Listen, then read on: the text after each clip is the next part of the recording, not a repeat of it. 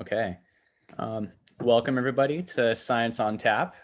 Today we've got Julia Cheresh, a talented scientist from the Oceans Sciences and Policy Department at UC Santa Cruz, and also a good friend of mine.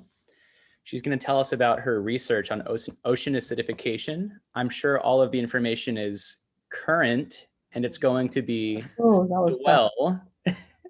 God. I'm going to turn it over to you, Julia. Cool. Thanks, Nick. So I appreciate all of you joining. I have a lot of friends and family from outside of Santa Cruz who are able to join because we're doing this virtually, although I do miss drinking a beer while learning about science. So hopefully we can return to real science in-person science on tap soon. I'm gonna go ahead and jump in. And I think Nick has offered to field or monitor the chat box. So if you have any questions throughout the talk, don't hesitate. You don't have to wait till the end. Feel free to put your question in the chat, or I guess also maybe just unmute yourself, or ask Nick to jump in and have you ask your question. I don't know, do whatever you want. Just feel free to interrupt me. So as Nick mentioned, I'm a PhD candidate in the Ocean Sciences Department, and I'm completing an emphasis in coastal science and policy. And today I'm going to be talking about ocean acidification, particularly in the California region. And so for those of you who don't live in Central California or the Central California coast, we have a really biodiverse and productive ocean backyard here. So we have beautiful kelp forests, which host a variety of fish species.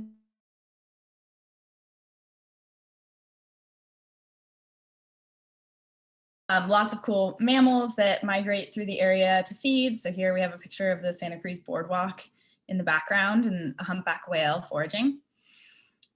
We have really productive and commercially valuable fisheries. And we also have a lot of more migratory animals that use the California coast as breeding grounds. So here we have some elephant seals during the breeding season.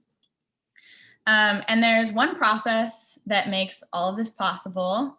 Does anyone, you can unmute yourself or put it in the chat. Does anyone know what this process is?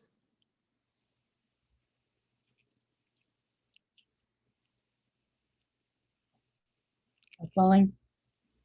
Yes, it's upwelling. Oh, I said upwelling.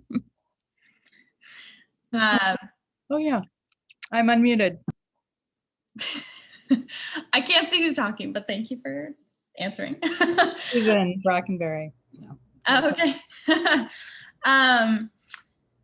So yes, this process is upwelling, and because of all this biodiversity and productivity, we actually have 3 national marine sanctuaries off of the coast of Central California, where we have the Farallones National Marine Sanctuary, Cordell Bank, and then most familiar to us in Santa Cruz is the Monterey Bay National Marine Sanctuary.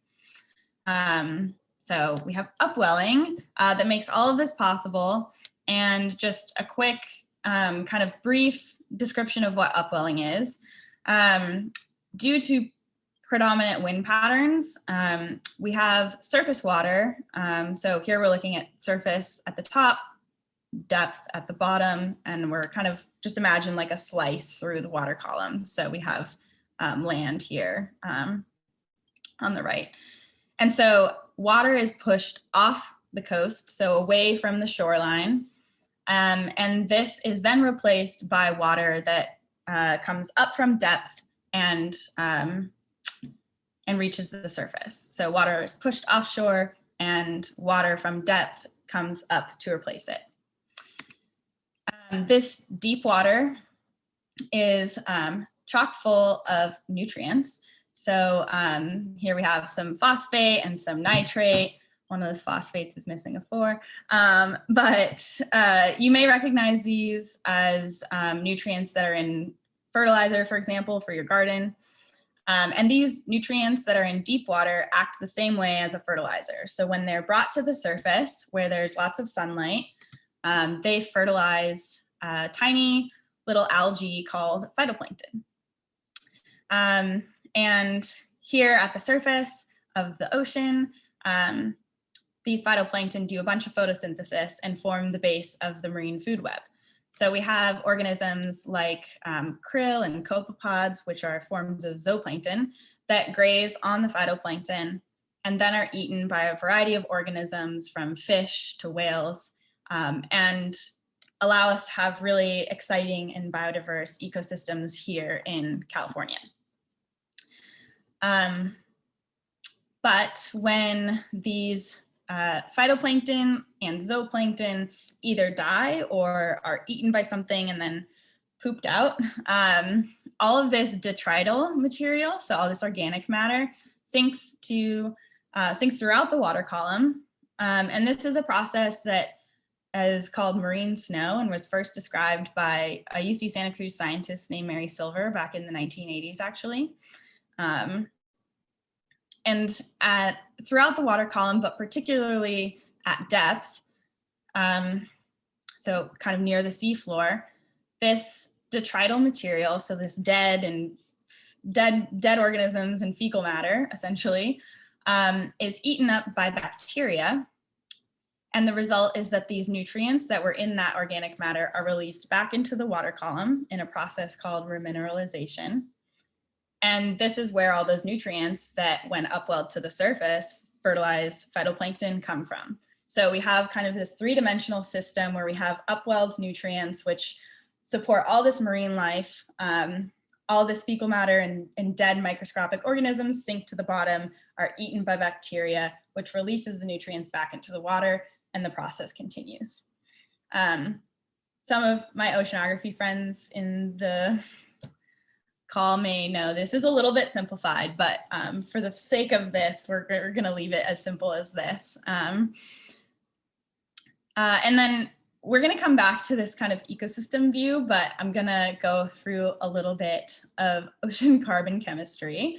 And if this isn't your jam, you're not into chemistry, you're welcome to, you can tune out. I'm going to summarize all of this in a few slides. So I'm going to do my best to explain this clearly, but if you get lost, that's okay. So here we have a chemical equation with a series of reactions. And on the left, you'll see we have carbon dioxide, which reacts with water to form carbonic acid. Carbonic acid essentially breaks apart pretty quickly into carbonate and hydrogen ions. But the carbonate then kind of steals one of these hydrogen ions to form bicarbonate. If you add a sodium to this, you'll get sodium bicarbonate, which you may recognize as baking soda. And then we have a leftover hydrogen ion. And if you can think all the way back to high school chemistry class, you may remember that hydrogen ions and the concentration of them in water are what determines pH. So here we have a pH scale. We have 0 to 14, with 0 being very acidic, meaning a high concentration of hydrogen ions. And then we have 14 being very basic, so very low concentration of hydrogen ions. We have a neutral pH of about 7.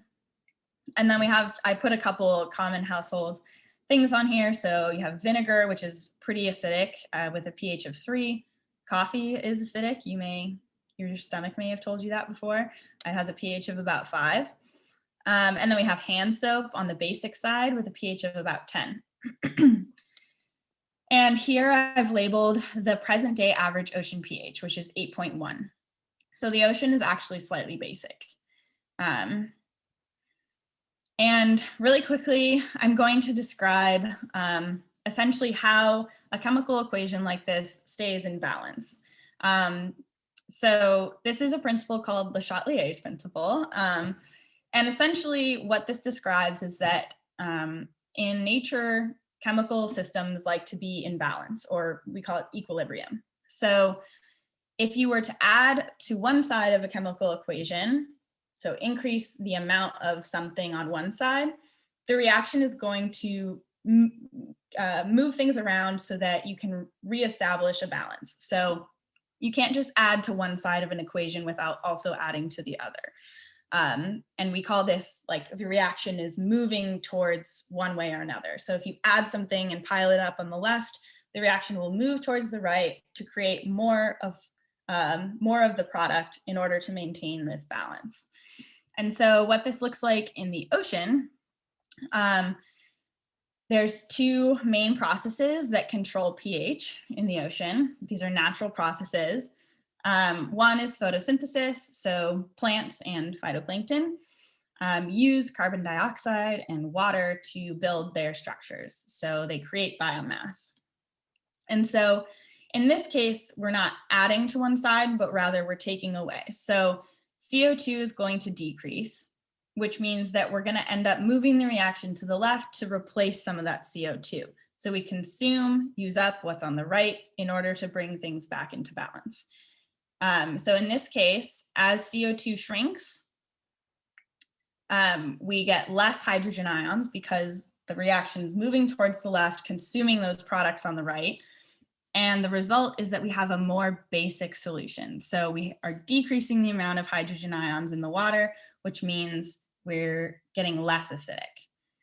On the flip side, we have respiration. So this is what we do as humans. We take in food and we use oxygen and we breathe out CO2. Bacteria in the water use biomass and oxygen, all that dead organic matter I talked about, and they release CO2 into the water. And so in this case, we have CO2 increasing, and because we're adding to this side of the equation, we move things towards the right, and we also add hydrogen ions to the water. More hydrogen ions means lower pH, so we have more acidic water. So if you got lost, it's okay. I'm going to bring you back now to our ecosystem, and all you need to know is that when we have phytoplankton that are photosynthesizing at the surface of the water, we have less acidic water. That's the main takeaway from that side of things. And then in deep water, where we have lots of bacteria that are eating and decomposing organic matter, we have an increase in acidity. So if you'll think back to upwelling, where I told you that deep water is moving to the surface, what this means is that all of this remineralization, all this bacterial decomposition that's increasing the acidity of the water results in upwelling of acidic water. And so the California current, and in particular the Central California coast, has naturally acidic water because of this upwelling. And so there's another component to this, which is humans. And we are adding tons and tons of CO2 to the atmosphere, as you may be aware. And the ocean is acting like a sponge, and it's actually absorbing a lot of this CO2. In fact, the ocean has absorbed about 30% of all human carbon emissions since the pre-industrial era.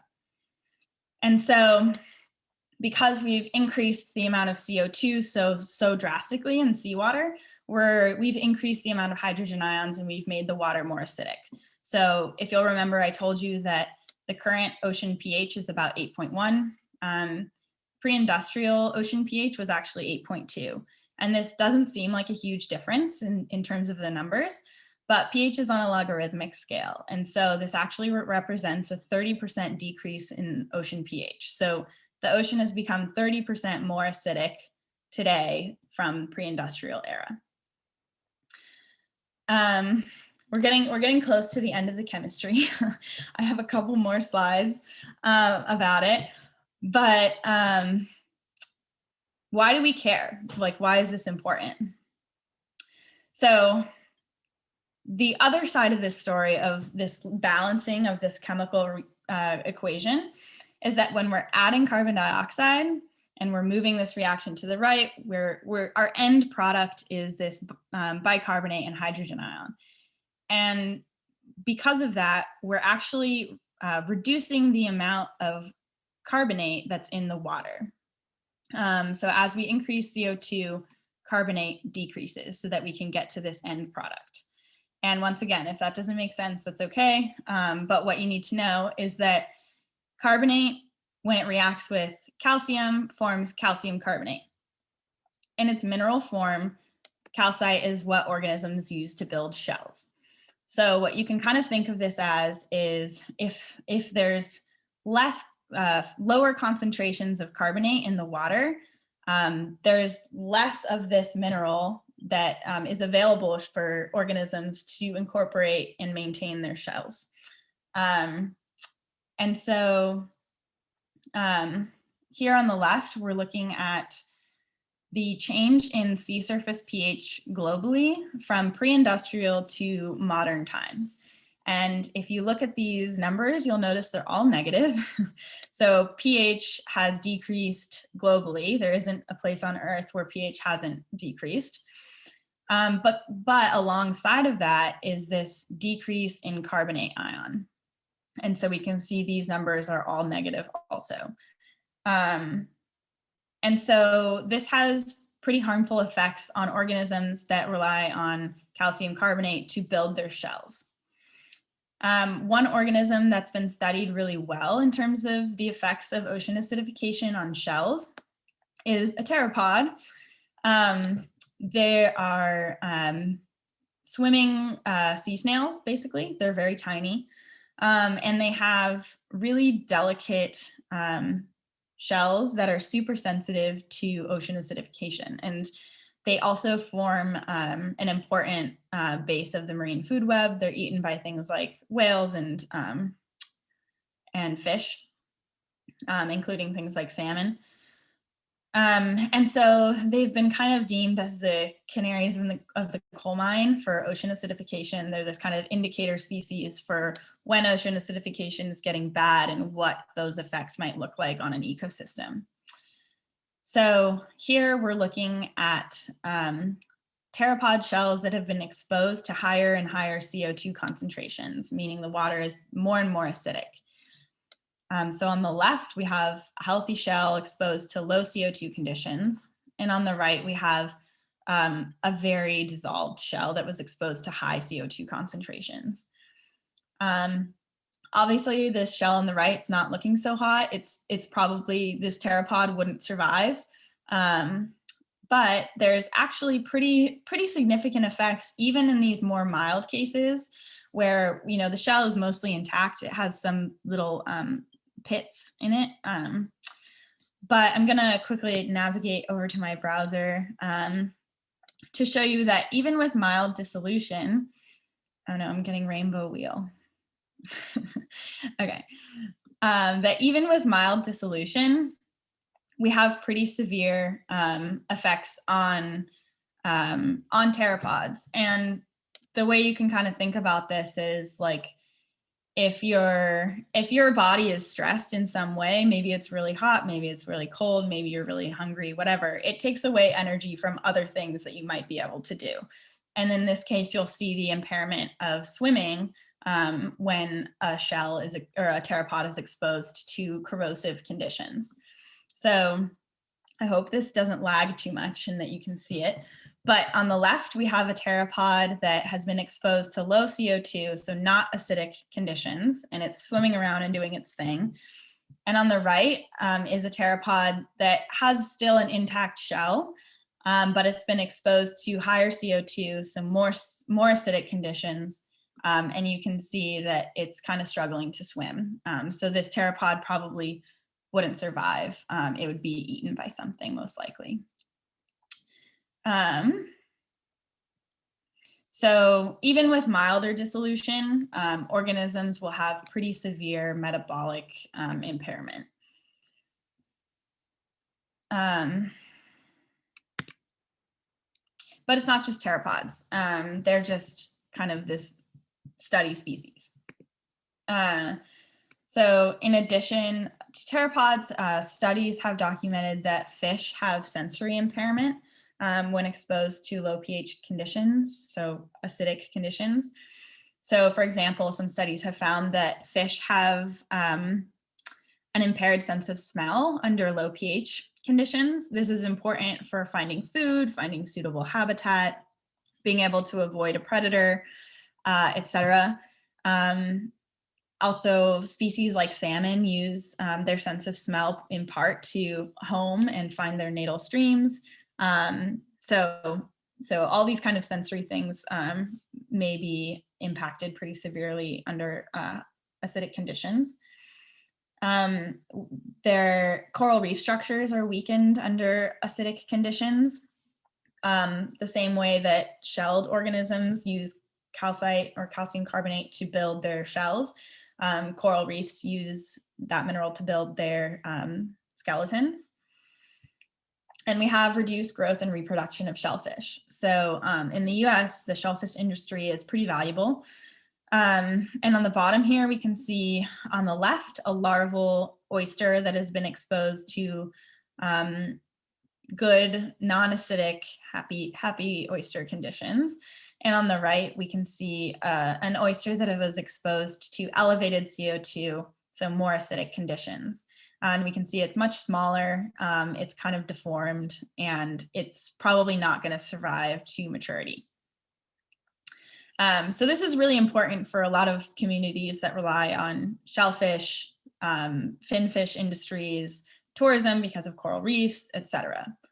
This isn't just a scientific problem, it's a very real world problem that communities are already starting to face, but will face much more significantly in the future. Here we're looking at a plot where a model was used to predict what ocean acidification would look like into the future. So they used a high emission scenario, and this means that in their simulation of the future, they assumed that as humans, we're going to continue emitting carbon dioxide at a high rate. And on the top, we have the year. So we start at about 1930 and we go all the way to 2064. On the bottom axis, we can see that atmospheric CO2 is rising. And on the y-axis, we have essentially how much calcite is in the water. So how much of that mineral that organisms use to build their shells is in the water. So lower concentrations of calcite is bad for shell building organisms. And something about gas solubility is that gases are more soluble in colder water. So we would expect that places like the Southern Ocean and the Arctic Ocean, which you can see in blue here, would have higher rates of acidification because CO2 is dissolving into the water more quickly. Whereas the tropical ocean is relatively warm and we just won't have the same rates of acidification because the CO2 doesn't dissolve into the water as quickly. But you'll notice here we have in red the Central California current system. So we have this top red line is the surface layer of the ocean, the middle line is the mid layer of the ocean, and then the bottom line is the bottom layer. So essentially the seafloor, or the water just above the seafloor. And if you've been in the water in California, you know that at least in Central California, it's cold, but it's not nearly as cold as the Southern Ocean or the Arctic. And yet, at least for the surface, we're on track with the Southern Ocean. And then for the bottom layer, the Central California current system is actually projected to be the most vulnerable region to ocean acidification. And this is because of that process of upwelling, which brings acidic water to the surface. So whatever human induced acidification that's being added to the ocean, in California, we already have acidic conditions. So that addition is just, you know, kind of, it's too much. It pushes conditions beyond these thresholds that organisms can tolerate. So essentially, the California current system is kind of primed and is already at a high rate of acidity, or high level of acidity. But for a long time, these models that people ran to predict ocean conditions in certain regions of the ocean would predict ocean acidification for large chunks of the coast. So here we have, one value per year for the entire Central California coast. But ocean conditions are really highly variable on really small spatial scales. So in the same way, you may be enjoying a sunny day in Santa Cruz at the beach, and then you drive only 20 or 25 miles south to Monterey, you might be met with a really different set of weather conditions upon arrival. The ocean is the same way. Even a few miles can make a really big difference in terms of what the environment looks like. So here we're looking at some satellite images. On the left, we're looking at sea surface temperature from space. So this is just for one particular day, one day of conditions. We have a color bar where cooler colors represents colder temperatures, and hotter colors, or warmer colors, represents warmer temperatures. Makes sense. And because upwelled water comes from depth, it's cold. And so we can actually see where upwelled water is based on temperature. We can see these purple regions and even these dark blue regions are recently upwelled water. That water recently came from deep in the ocean. And what you'll notice is that this pattern is pretty distinct. There's not one uniform kind of upwelling signal along the Central California coast. On the right, we're looking at a satellite image of chlorophyll. Chlorophyll is the green pigment that is in both plants and algae that does photosynthesis. So you can just imagine this is phytoplankton. And we see a similar thing where we have really different concentrations of phytoplankton along the coast. So when we talk about understanding what's happening in the ocean, we can learn a lot from satellites, but we can't sense pH from space, unfortunately. That would be really nice if we could, but we have to be in the water with the sensor in order to test pH.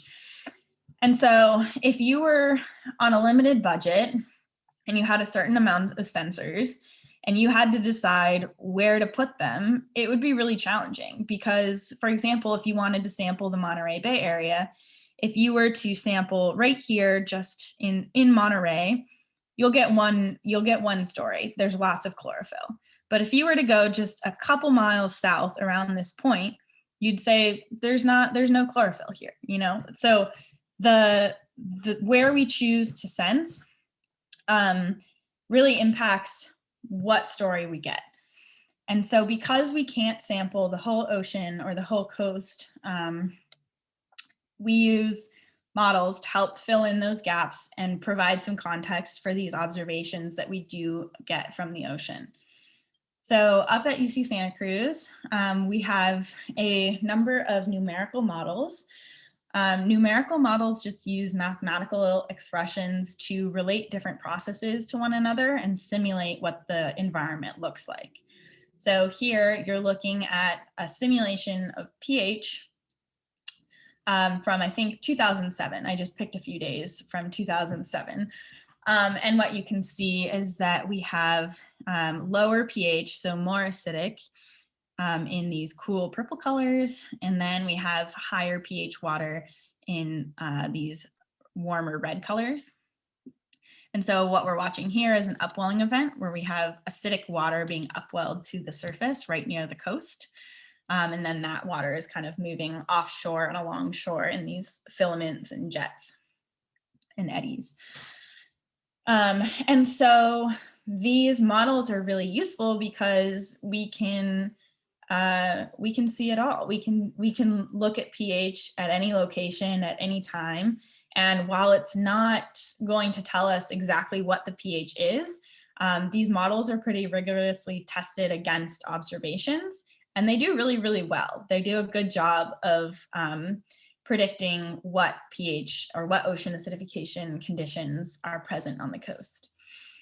And so now, instead of just having one prediction or one understanding of what ocean acidification will look like for this entire region, we have a much more detailed perspective. So here on the left, we're looking at some of the processes that influence the acidity of water, of seawater on the coast of California. So in blue, we have regions where upwelling is really intense. So we have lots of acidic water being brought to the surface, making the surface water acidic. In green, we have regions where we have huge blooms of phytoplankton. So all those nutrients that are brought up along with the acidic water during upwelling are utilized at the surface by phytoplankton. And if you'll remember back to some of my previous slides, when we have lots of photosynthesis, we have less acidic water. You'll notice that these blue and green regions don't overlap. You would kind of, at least what we expected is that, you know, you upwell nutrient-rich water and you'll have phytoplankton there. Like if you put fertilizer in the ground, you'd expect the plants to grow where the fertilizer is. But because the ocean has so many dynamic currents on the California coast, what we end up seeing is that there's this mismatch between where the nutrients are upwelled and where they're utilized by phytoplankton.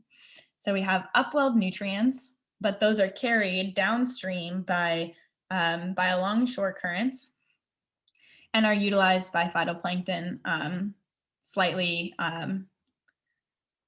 downstream of where the upwelling center occurred. And so the result is that we have not just one region where conditions are really acidic or not acidic. We have this kind of patchwork of hotspots and refuges, so areas where acidification isn't as bad. You'll also see that there's these regions that are pink. These are areas where the predominant currents are actually onshore.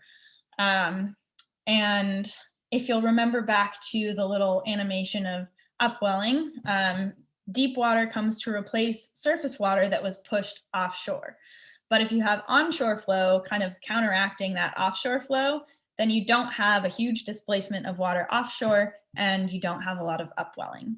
So in these regions, we don't necessarily have a lot of phytoplankton that are reducing the acidity of the water. It's more so that we just don't have as much upwelling of acidic water. So we now have this much more detailed view of what ocean acidification will likely look like on the coast of California. But this was all done using what we call historical simulation. So we want to make sure that these models work. And so what we do is we predict conditions that have already happened so that we can use observations, so real data that was collected in the ocean, and compare how the model did to the real observations and say, okay, you know, is there a huge mismatch? Where is the model doing well? Where is it not, et cetera. But what we found with this historical simulation is that the model's doing really well, which is exciting. The model predicted results for the years 1988 to 2010, matched up with whatever observations we had from those time periods pretty well. And so now we can start thinking about predicting the future, now that we know the models work well. So you may have heard of global climate models. They're what's used to predict future climate change. And there's a whole bunch of them, and they're all a little bit different. They're all formulated slightly differently. They have different values for different rate processes and rates, et cetera. And so what we end up with is this kind of spread of projections. So kind of a range of possible scenarios based on what all the different models predict. So here on the y-axis, we have rates of ocean warming, and we have year. And so you can see kind of there's quite a big spread of possible warming or sea surface temperature changes based on which model you choose. So we are using 3 different models that kind of represent the range of variability in these potential projections. And what we do is we take the global climate model and we zoom in on the US West Coast. If we were to just take this model that's run at pretty coarse resolution and try to say something about California, we wouldn't get very far because the kind of the pixels, if you will, the grid cells of this model are just too large to say anything. So the same way, if you took a picture of something really far away and then tried to zoom in on it, you'll have a bunch of pixels and you won't really be able to tell what the object is. And so instead, we run a model for the whole globe, and then we run the model on a more zoomed in region, so the US West Coast. So this region is run at about 10 kilometers. And then we do it again. So we take this 10-kilometer resolution model and we run an even finer scale model within it.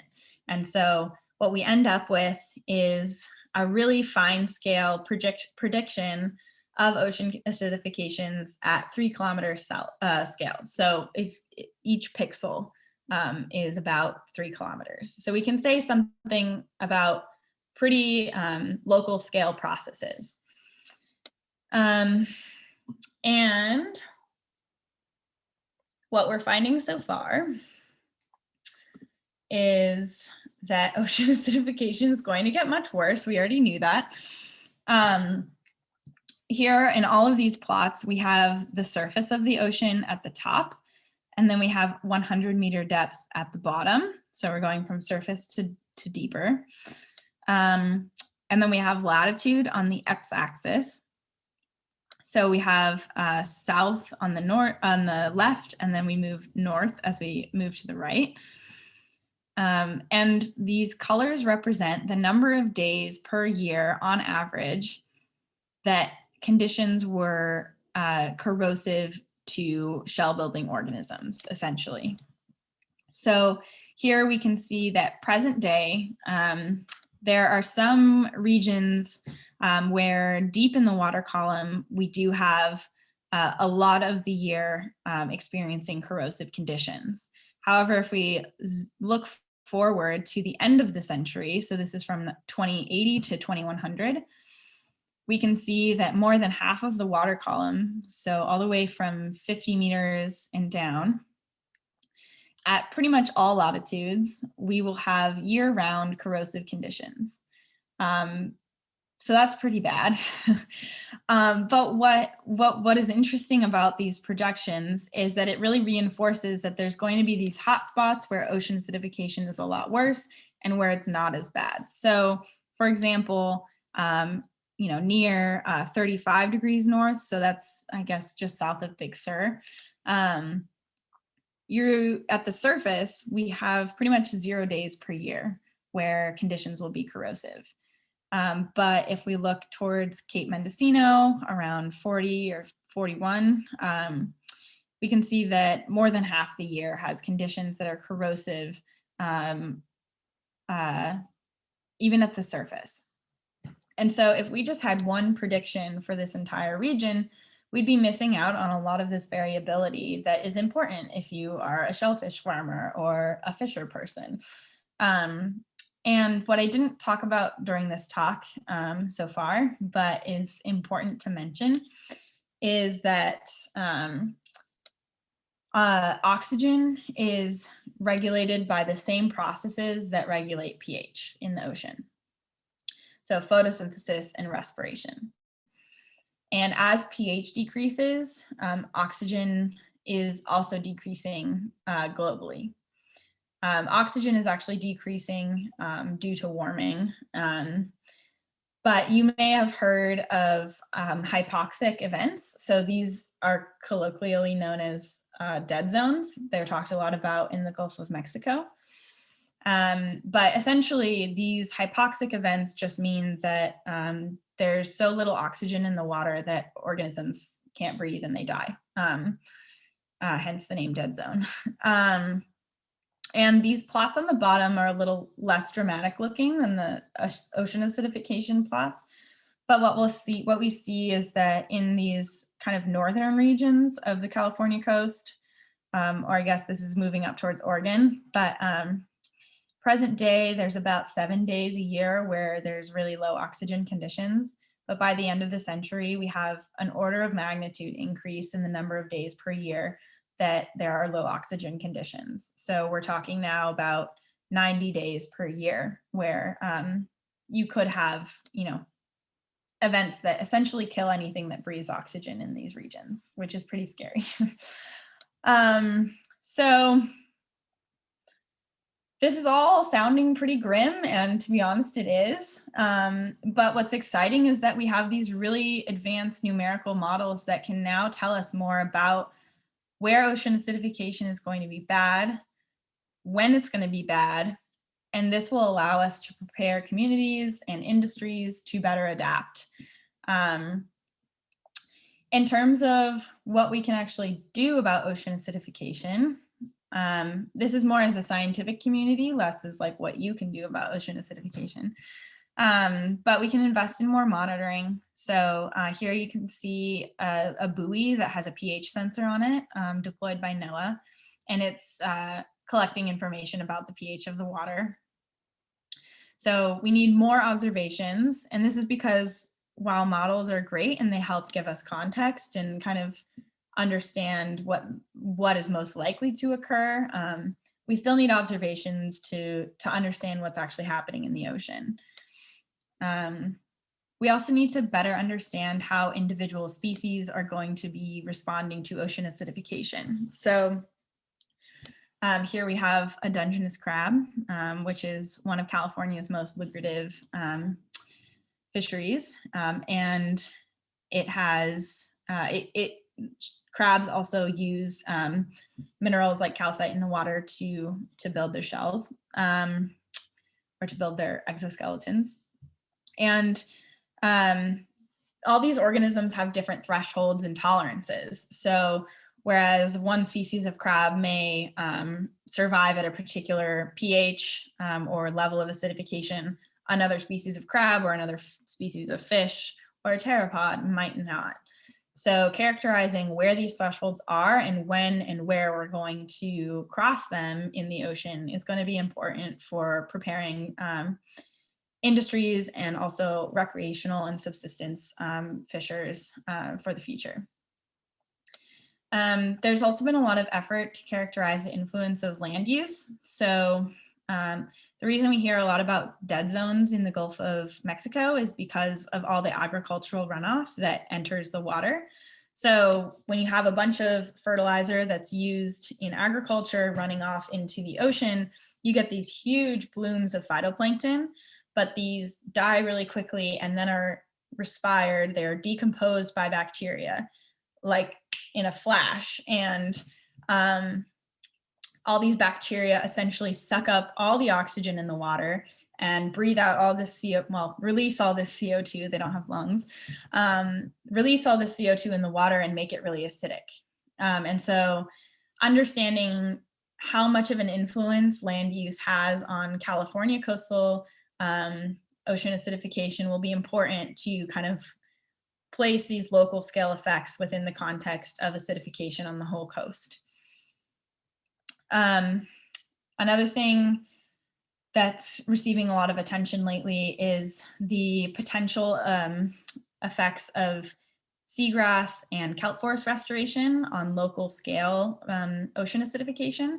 So because seagrass and kelp use lots of carbon dioxide, they take carbon dioxide out of the water and put it into their biomass, they can potentially reduce the pH of the water.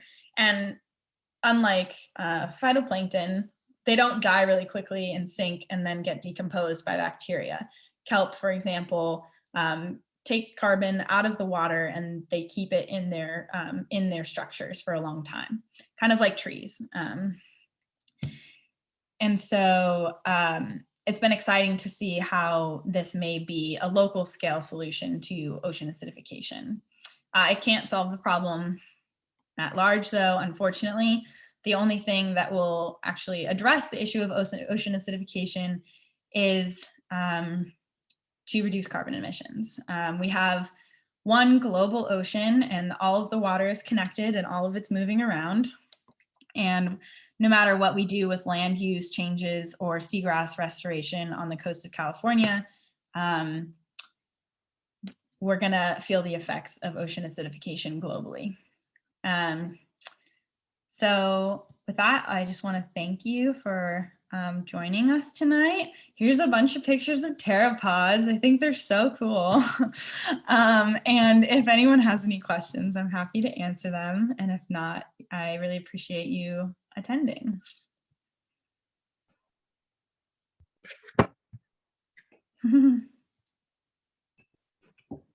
I guess, yeah, if you have a question, feel free to just unmute yourself. Yeah. Thank you, Julia. That was amazing and quite grim. Yeah. I mean, we all had my life. Yeah, we all had an idea of what was happening, but now we hear it in this like insane granularity, so it's even more terrifying.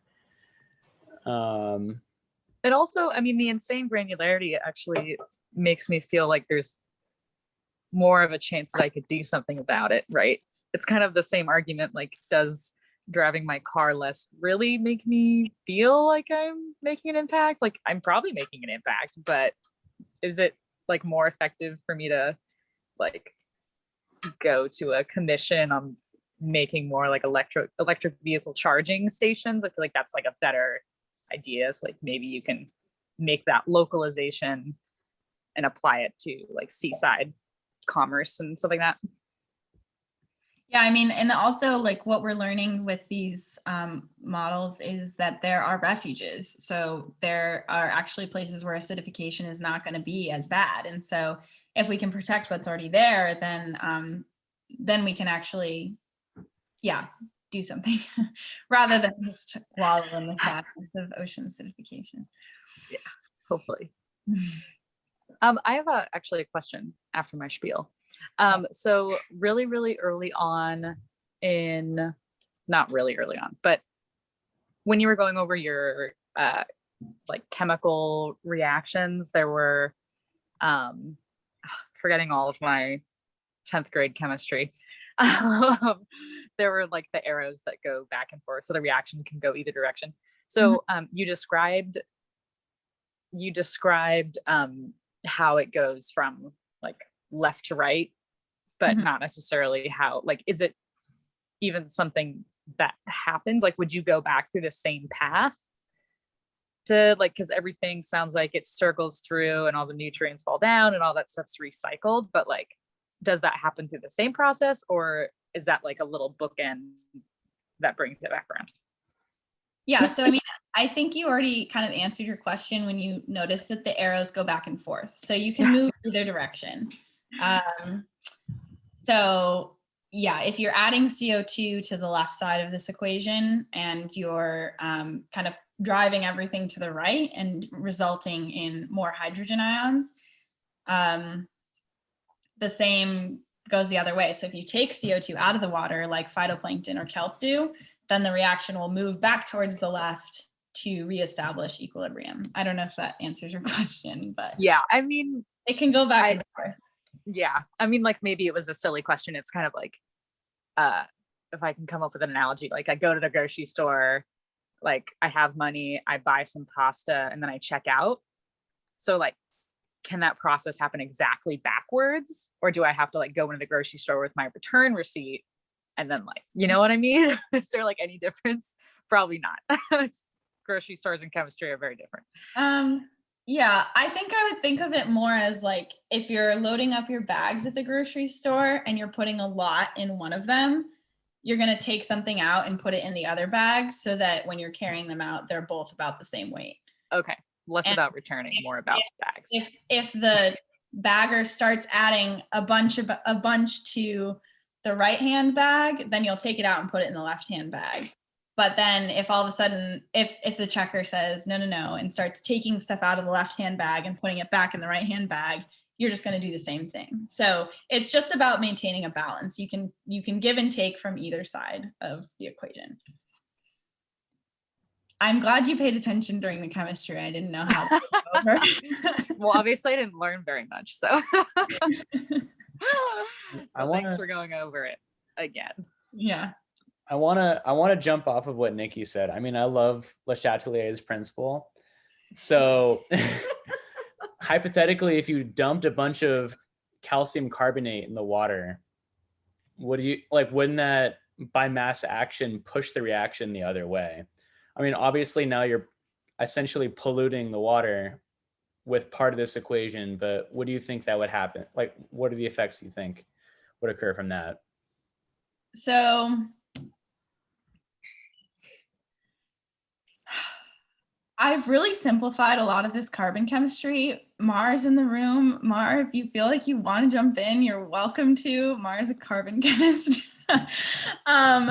But I mean, if you're at all familiar with chemistry, you know, like some reactions are more likely or more ready to happen than others. So if you were to dump a bunch of if you were to dump a bunch of calcium carbonate in the water, I don't know if you would make carbonic acid. Carbonic acid is technically a weak acid. It dissociates, but it doesn't fully dissociate.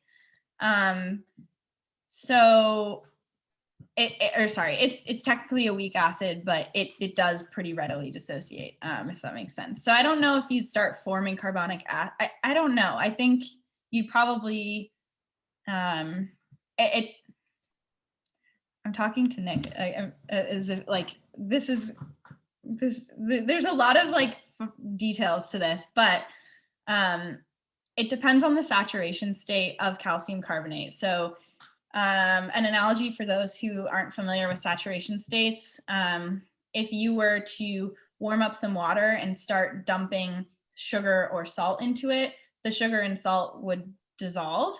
But at some point, if you just keep adding it, you'll stop dissolving you'll stop dissolving your sugar or your salt. And that means you're at saturation. The water has taken all of the sugar and salts it can and dissolved it, and it can't dissolve it anymore. So it would depend on what saturation state you're in. But I don't actually know. If you were to just dump some in the middle, which way would it go? I'm not totally sure. I think that would probably depend on the saturation state and the alkalinity of the water. Yeah, sorry, that's not satisfying. No, that's a good answer. I mean, obviously it's more complicated than adding one end of the equation to get it to move to the other. It requires a process. So like the example you brought up of kelp, for example, they essentially remove it from the equation rather than adding it to it, because they're drawing from it, right? Yeah. Yeah, the same way that trees take in CO2 and put it into bark and leaves and branches. Yeah. What kelp does. Julia, I have a question. Yeah. So with the pteropods and other sort of small, like quickly reproducing creatures, do you see like adaptation already happening to the fact that their shells are being degraded and stuff like that? Or is the change happening too quickly for them to adapt? Yeah, it's a good question. It's most likely happening too quickly. I don't think that I'm guaranteed that this is being studied and like how organisms can adapt to these conditions. But these organisms are already living in really stressful conditions because the pH of the water is naturally fluctuating so much because we have these upwelling events, and then we have phytoplankton blooms, and literally on a daily basis, they're experiencing a pretty wide range of conditions. And so they're kind of already pretty vulnerable because they're already trying to deal with a lot, basically. Yeah. So I don't think, I mean, we may find examples of certain organisms that are able to adapt, but I don't think it will necessarily be through like an evolutionary basis, it'll probably be more like a behavioral or like a range shift adaptation. Yeah, the rates of acidification that we're experiencing are just too fast for evolution to keep up with. Mm-hmm. Thanks, you did a great job. Thanks, Meg. Hi, thank you for your research. Really interesting. My question was that if you were to show, I know you said how grim it was, and I feel like it should be grim considering the state as it is, where we see like an entire ocean on fire. But if we were to show like a pyramid scheme of the effect, starting from your research on the acidification of the shells to how it's going to be affecting us, like you said, to the crab fisheries and humans on a personal level, what would it look like? Yeah, that's a good question. I think it depends on who you are. If you are a crab fisher, you're going to be impacted a lot more severely than maybe someone who's not directly tied to the seafood industry. But in terms of California's economy, so much of what we export is actually seafood, and a lot of our coastal economies are dependent on things like tourism. And if you're dramatically changing the structure of these ecosystems, it's not just pteropods that are going to be affected or just crabs. You're going to have sea otters and whales and elephant seals and all these different critters that will also be affected. So I don't want to say that like it goes from water acidifying to total ecosystem collapse to total economic collapse, but some variety of that is probably what we will see. But that's really like what these models are useful for, is helping us understand when these changes will happen and where, so that we can be better prepared. These models and these projections will allow us to adapt to these changing conditions. So hopefully, I didn't talk about this, but part of this research is actually developing an online web tool where different fisheries managers and policymakers can interact with the projections for ocean acidification, and they can essentially pick a particular species that they're interested in, and they'll be able to see all these projections and how they'll evolve through time and how they'll impact that particular species of interest. So there's a big goal of getting this information to people who need it so that they can better adapt. I hope that answered your question, Heron, but I'm sorry. If there's anything else I can talk about, please let me know. Yeah, no, that helped. What would be you said it's for building a website that lets policymakers know what would happen. Has it been built yet, or is it just in the process of? No, so hopefully in the next year or so, it will be developed. But first, we're going through like a stakeholder engagement process. So we're going to be talking to different policymakers and managers and people who interact with these natural resources kind of on a daily basis, to understand like what information do you need, what information is useful, how can it be displayed in a way that you'll actually use, and then all that feedback will be incorporated throughout the next year or so. And then the tool will be like hosted online for free. Anyone can use it.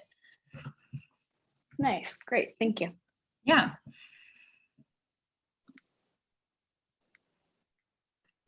Hey, Julia, I had a quick question also about your those projection figures that you showed, where you're looking at the corrosive waters around present day, and then in the future with latitude. Was that on the coast, or was that like? I'm curious, like how far relative to shore, these plots were made.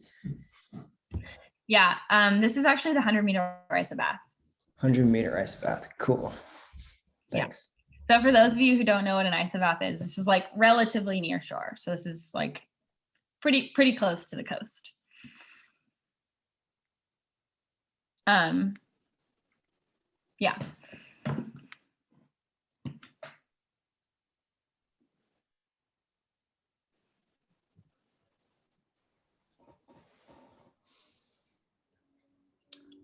Do we have more questions from the audience? I've got a question. Mm-hmm. I'm assuming it does, but does the model account for melting glaciers? Like, does it, take into account all of this, I'm assuming non-acidic water flowing into the ocean, but it is so cold that it would probably acidify first, right? Yeah, so the global climate models take into account sea ice melting. But because we're downscaling these global climate models, so we're kind of just zooming in on the California coast, at least within the time scale we're thinking about, so like the next 80 years or so, I don't know how much of an effect, like I don't think we'd see an effect of sea ice melting on the California region. Maybe we would actually, we get, at least from the Arctic. But the like main influence that we will see on the California coast is actually most likely more intense upwelling, because we'll have stronger wind patterns that cause like higher rates of upwelling. But yeah, the global climate models definitely have sea ice as part of them. Sea ice is like is challenging though. There's like a lot of work being developed to be able to predict sea ice variability. I'm not an expert in it, but apparently it's pretty challenging. Yeah.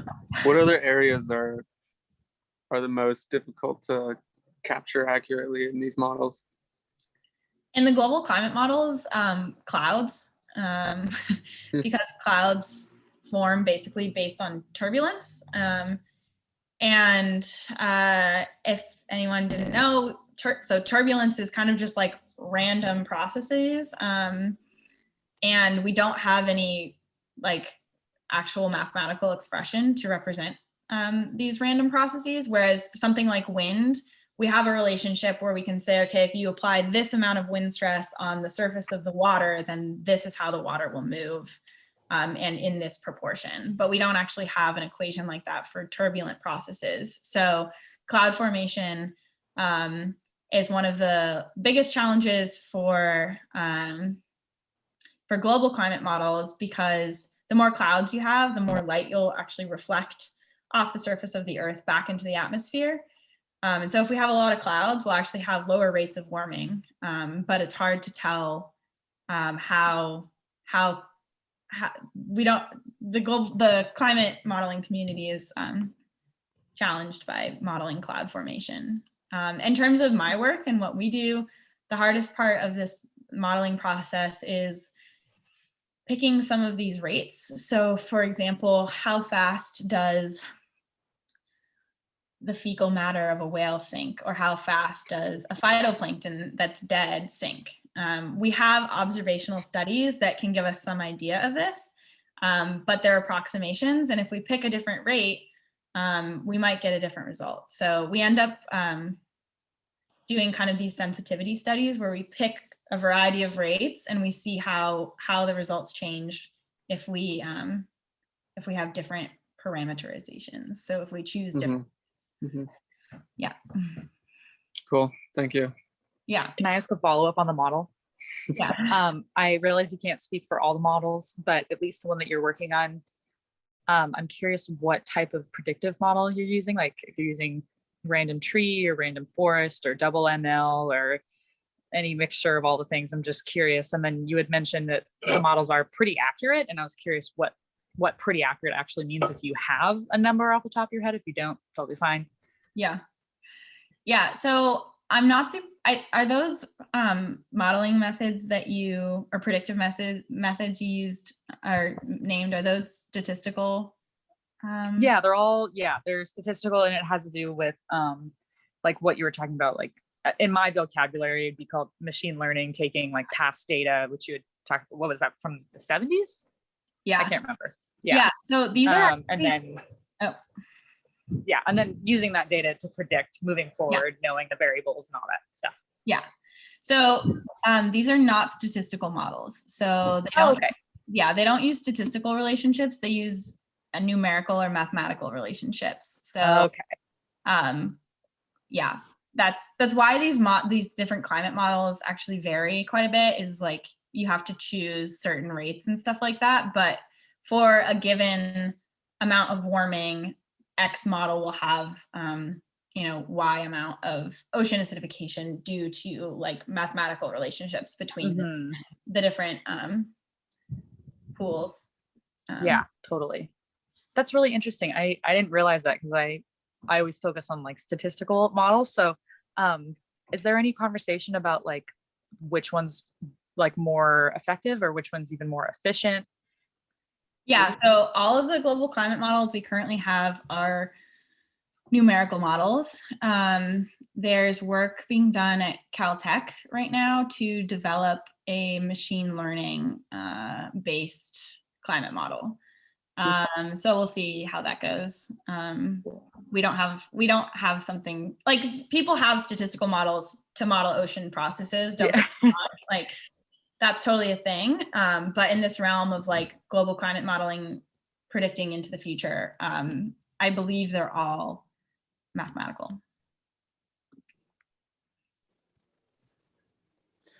Julia, do any of these models incorporate citizen science? I mean, people who just go out and have like a booze cruise, could you just put a water probe on the bottom of their boat, for example? That would be really cool. Not that I'm aware of, no. To my knowledge, pH sensors are like, taking pH measurements is not straightforward. They require a lot of calibration, and the measurements can be pretty sensitive. And the other issue with like, with collecting observations is that even if you have a bunch of people going on a booze cruise throughout the summer, like maybe they're capturing a couple hours worth of data, but the conditions on the west coast of the US are changing day by day, even hour by hour. So there are research cruises that go out and collect data, but we call these synoptic surveys. They basically take a snapshot of what the system looks like at a given time. And it doesn't really tell us a lot about how the system actually works, because it's just one image of a super dynamic and quickly changing system. Yeah. So it would kind of require like a community of boaters going out at all times of the year to get the kind of aggregate data that you would need. The kind of thing buoy just sitting there would gather. Yeah, you'd also need them to have diving equipment and to be sampling throughout the water column, because pH varies quite a bit from depth to the surface. Okay. So they probably shouldn't be scuba diving and boozing at the same time, though. Okay. So like a government subsidized booze cruise data collection grant program is probably not in the future then. Probably not, unfortunately. Okay. You'll be the first one to know if I hear anything, though. Okay, cool. Yeah, hit me up. Do we have any other audience questions?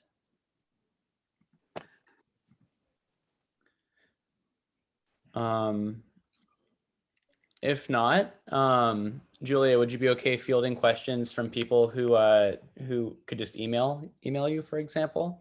Yeah, of course. I think they could probably find your email through your lab website. Is that correct? And she's also put her email in the chat. Yeah, we don't have a lab website, so. Okay. We're pretty casual in the ocean sciences department. But yeah, please feel free to email me. Yeah. Yeah. If something comes to you after this this seminar, just feel free to email her. I feel way more hopeful about the climate crisis knowing that people like Julia are working on these models. So thank you, Julia. Yeah. That was awesome. And stay tuned for next month. believe next month is a talk on black holes. So people love black holes. I love black holes. Thanks again, Julia. I hope to see you at the future talks, and thank you everybody for attending and supporting women in science through WISE, and love you guys so much. Thanks, Nick, for inviting me, and for all of you for attending. I think a lot of the people who are still sticking around are my family members, so thank you, family. Thank you, Julia.